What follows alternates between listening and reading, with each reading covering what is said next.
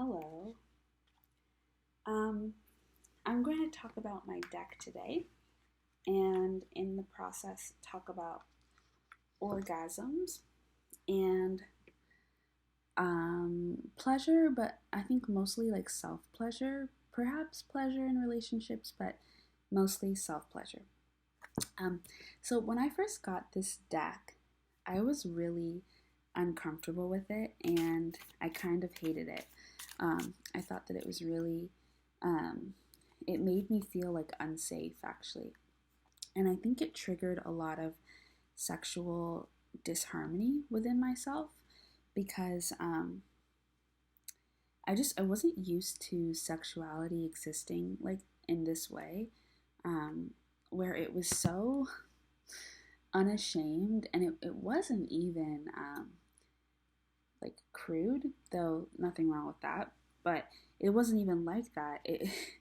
I was just so uncomfortable with seeing, sexuality so overtly expressed, and especially seeing like the human body so openly just existing, like this. Um, and it made me uncomfortable. Like I almost felt unsafe. And especially where women were like being pleasured in a lot of the photos, I felt really uncomfortable. And I felt like, the women didn't feel safe and the women, were being taken advantage of and all of these things. And I realized that it's because I have a lot of, obviously, I had a lot of discomfort around sexuality being expressed in a way where there wasn't, I almost felt like, sex needed to exist in a space with context, and sexual energy needed to exist with context rather than just operating from an orgasmic state and operating from a naturally sexual energy. And when you think about one of the things that is most inherently magical about life itself, it's like sex and the act of pleasure and enjoyment and creation that comes out of that. Creation of like a high, creation of, some, what's it called? Like endorphins, joy, sweat, or children, a relationship, whatever, connection, um, all of those things, self discovery. Um, but yeah, for me, I've understood sex as, physical touch and connected to romantic relationships or to, flings and things like that, or to violence. I am a survivor, and but that's pretty recent, but I've been experiencing like sexual harassment since I was a young girl, and I've been uncomfortable with my body being seen, within the male gaze and being acknowledged in a sexual manner since I was very young. And so I have a lot of blockages and barriers around, um, feeling comfortable looking at and seeing sex just in regular contact, just in regular, you know, interaction. If it's not explicitly a sexual experience, I feel uncomfortable. And it was never really in a way where I would, you know, feel like somebody should be ashamed for expressing themselves sexually, because even in that context, I was like, oh, well, they're, being sexually liberated. So there's always a reason why. But this entire deck is just images where like sex is happening, pleasure is taking place, people are enjoying themselves, naked bodies are here and there and everywhere, especially like a lot of breasts and like there are like private areas sometimes and things like that, or just like shapes that are made out to match like human genitalia and things like that.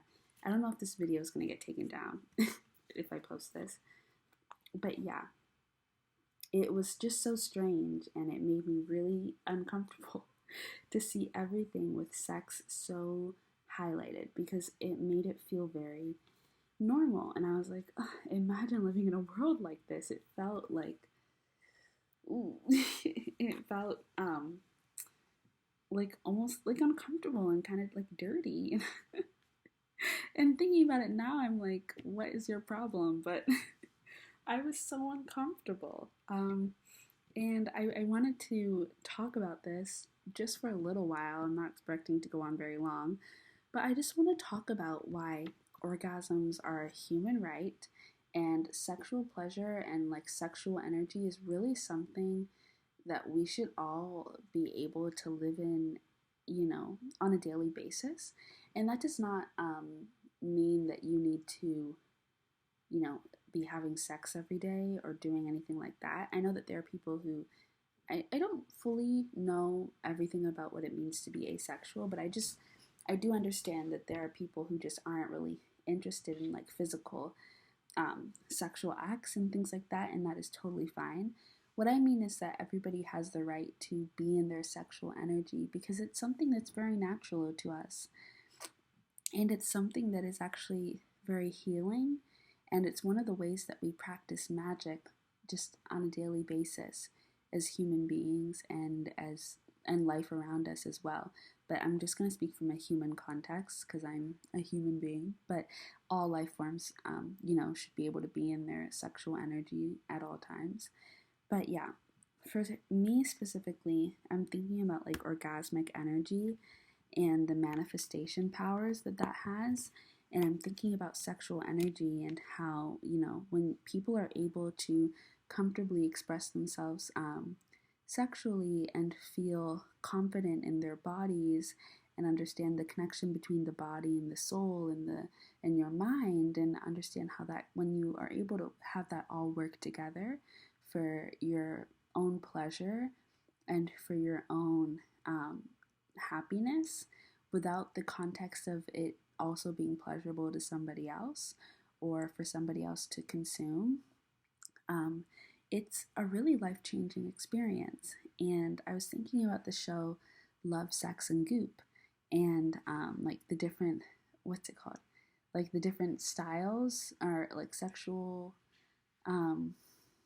like things that you could have. Like there are some people who are energetic, and there are some people who are physical or kinky, like styles that you could have, and then like the different experiences that come out, like the different healing experiences that come out of being more in tune with your body and being having access to orgasm and sexual self pleasure, like the healing that that brings in terms of like your confidence and what you perceive yourself as being deserving of, and how you see yourself in relationships and how you operate in the world. I wouldn't be shocked if there was a connection between people who hadn't been able to have orgasms or weren't in relationships where, their partners cared enough about their pleasure and, profound, like, just sense of not feeling good enough and not feeling deserving in the world and operating from a place where you constantly kind of kept yourself in the shadows a little bit and were super accommodating and self-sacrificing. I wouldn't be shocked if there was a connection between that, because orgasms and pleasure is just one of those things that is so natural and so innate to everybody. And I don't know.